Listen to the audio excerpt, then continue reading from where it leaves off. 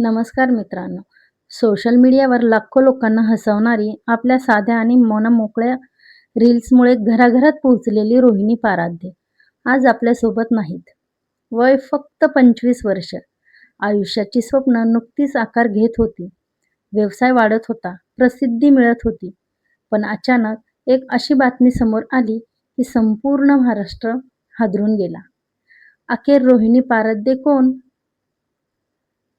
त्यांचा संघर्ष काय होता?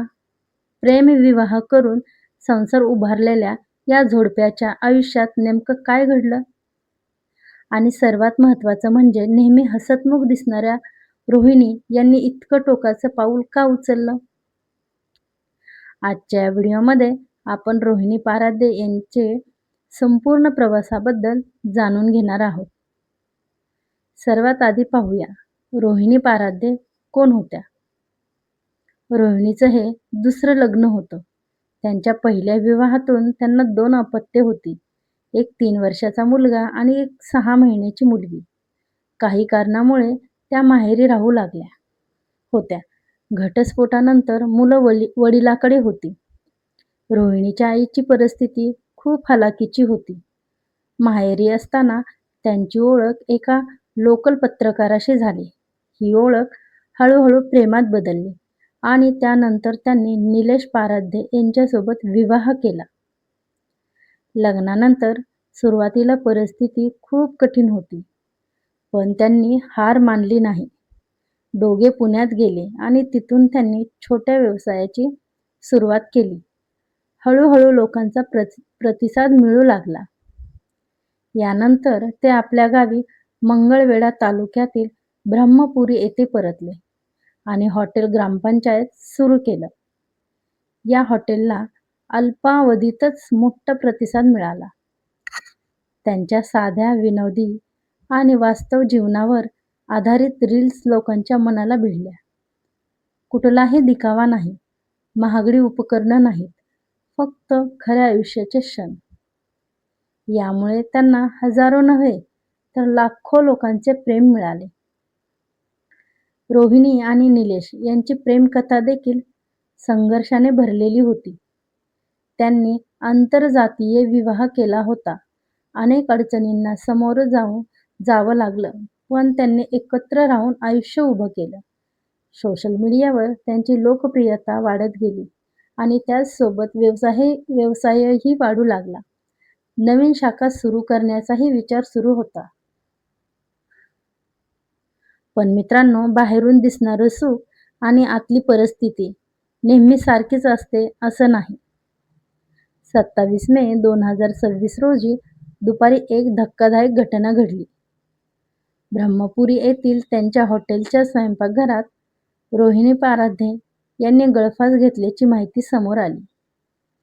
त्यांना तातडीने रुग्णालयात नेण्यात आलं, पण डॉक्टरांनी त्यांना मृत घोषित केलं. ही बातमी समोर येताच सोशल मीडियावर खळबळ उडाली. ज्या व्यक्तीला आपण रोज हसताना पाहत होतो, तिच्याबद्दल अशी बातमी येईल यावर कुणाचाच विश्वास बसत नव्हता. त्या दिवशी नेमकं काय घडलं?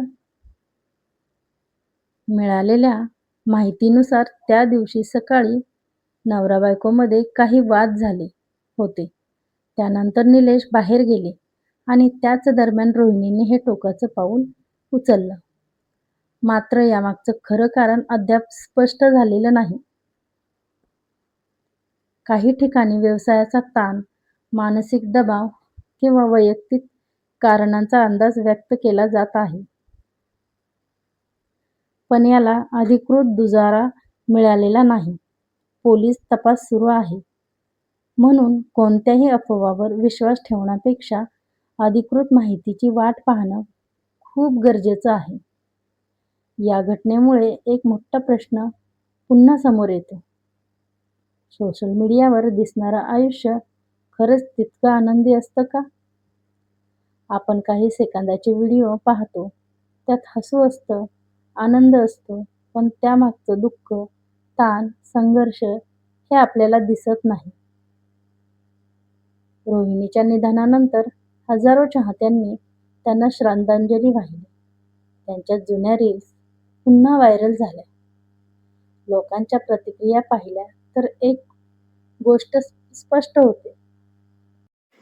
रोहिणी यांनी त्यांच्या साधेपणाने लोकांच्या मनात खास स्थान निर्माण केलं होतं. मित्रांनो, ही घटना अत्यंत दुःखद आहे. एक तरुण, यशस्वी आणि लोकप्रिय व्यक्तीचं आयुष्य इतक्या अचानक संपणं खरोखर वेदनादायक आहे. आपण सर्वांनी अफवा पसरवण्याऐवजी सत्य समोर येण्याची वाट पाहिली पाहिजे. रोहिणी पाराद्ये यांना भावपूर्ण श्रद्धांजली. ईश्वर त्यांच्या आत्म्यास शांती देवो आणि त्यांच्या कुटुंबियांना हे दुःख सहन करण्याची शक्ती देवो. व्हिडिओ आवडला असेल तर लाईक करा, शेअर करा आणि चॅनलला सबस्क्राईब करायला विसरू नका. धन्यवाद.